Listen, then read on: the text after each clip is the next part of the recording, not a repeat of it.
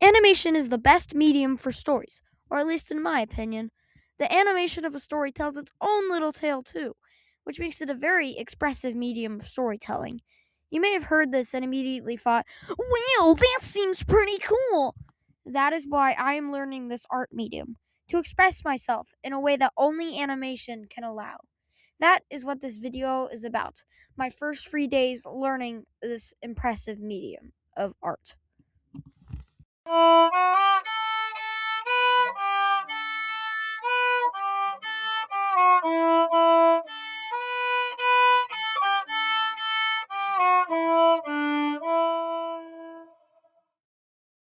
The magic dot. So before I tried to animate, I did some research. I looked up the 12 principles in animation. Maybe I'll make a video about that. And some exercises. I heard about this magic dot exercises, which sounded cool. In the exercise, you try to make a dot as interesting as possible using only one thing: animation. I also heard that to make it more difficult, you can try to animate in a sort of 3D way. This means that you use perspective by making it smaller and larger to make the dot look like it is also flying around in 3D space. This was the first exercise I did. If you're wondering, I use Krita because as I heard it's good for beginners. Also, it's the only one I could download. And it's free. This exercise helped me get used to digital drawing, movement, and time waiting, or whatever that's called. This was what helped me go into this field. The magic blob. After I animated my magic dot, I wanted to move on to another interesting activity I heard about. I watched this video about an exercise that builds on the magic dot, but with something called the magic blob. This was supposed to be practice for animating effects like smoke, fire, and water. In this exercise, you animate a magic dot. I just took mine. Then you make this sort of jello-like blob that is attracted to the dot. It trails behind it, following it wherever it goes. I took that blob, I took that dot, then I made my blob. In my humble opinion, it was pretty good. I also practiced follow through, another animation principle, by making the jello sort of bounce around the dot, even after the dot slowed down. Day 2.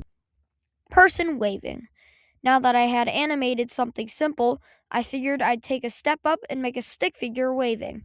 I left the background blank, and I started with a stick figure. The stick figure wasn't that complex, so it wasn't that hard to draw.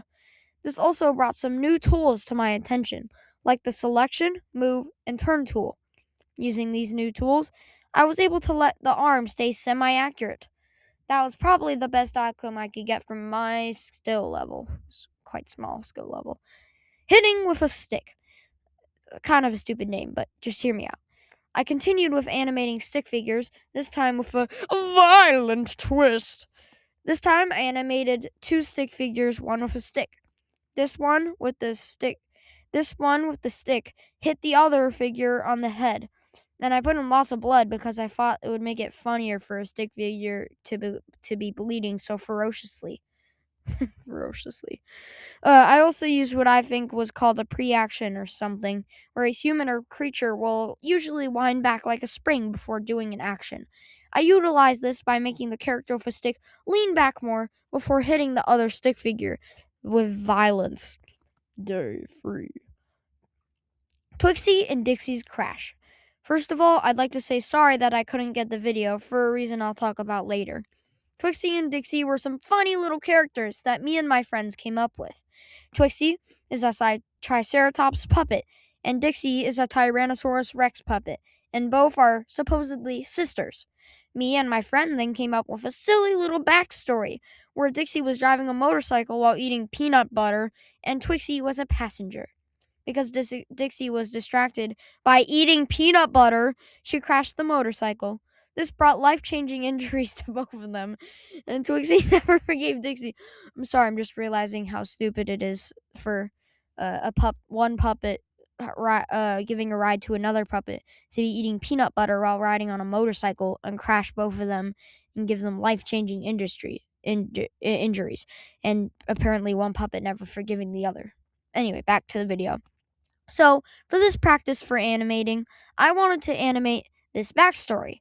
I got the audio together and put it into Krita, and I also added a background, motorcycle, and the puppets, all on different layers. The motorcycle was its own layer and animated to have its wheels continuously spin.